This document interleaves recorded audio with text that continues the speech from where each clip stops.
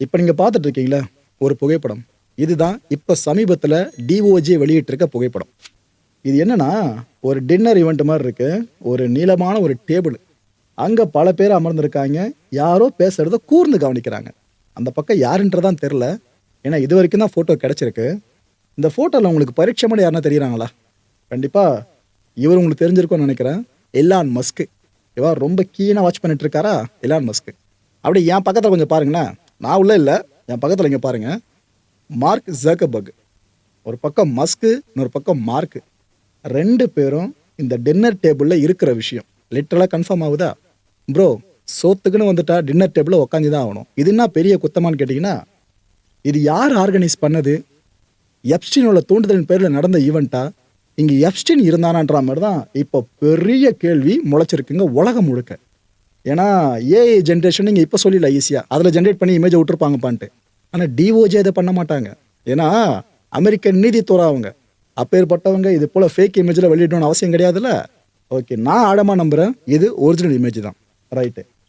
ஆக்சுவலாக அந்த dinner event இருக்குல்ல, அங்கே வந்திருந்தவங்களும் சரி, அதுக்கு அடுத்த நாள் நடந்த இன்னொரு டின்னர் ஈவெண்ட்டும் சரி, இப்படி வந்திருந்த ஆட்கள்லாம் பெரிய பெரிய தலைங்க.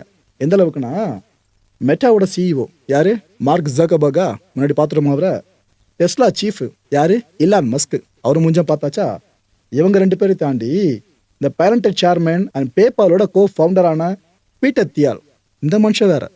இவர் இல்லாம லிங்க்டின் இருக்குல்ல, இதோட கோ ஃபவுண்டரான ரீட் ஹாஃப்மேன். இத்தனை பேரும் ஜெஃப்ரி எப்ஸ்டீன் கலந்துக்கிறேன்னு சொன்ன ஒரு டின்னர் ஈவெண்ட்டுக்கு போயிருக்காங்க.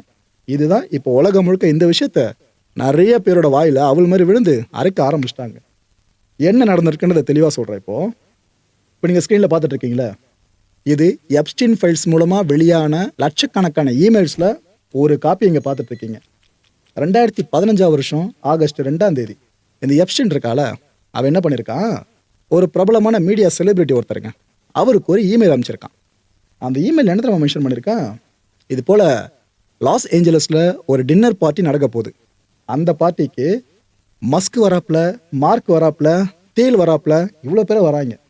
ஸோ சம பார்ட்டியாக இருக்க போகுதுன்ற மாதிரி அவர் மென்ஷன் பண்ணி அனுப்பிச்சிருக்காரு. ஸோ இந்த டின்னர் சார்ந்த இமெயில் அனுப்பிச்சாச்சா, இதுக்கு அடுத்த நாள் என்ன ஆகுது, ஒரு ஃபோட்டோவை இவன் யார் எப்ஸ்டீன் தனக்கே அனுப்பிச்சிருக்கான். டிராஃப்டில் போட்டு வைக்காமல் வச்சுக்கோங்களேன், தனக்கே எடுத்துக்கிட்டு இருக்கான். அந்த ஃபோட்டோவை தான் இங்கே நீங்கள் பார்த்துட்டு இருக்கீங்க.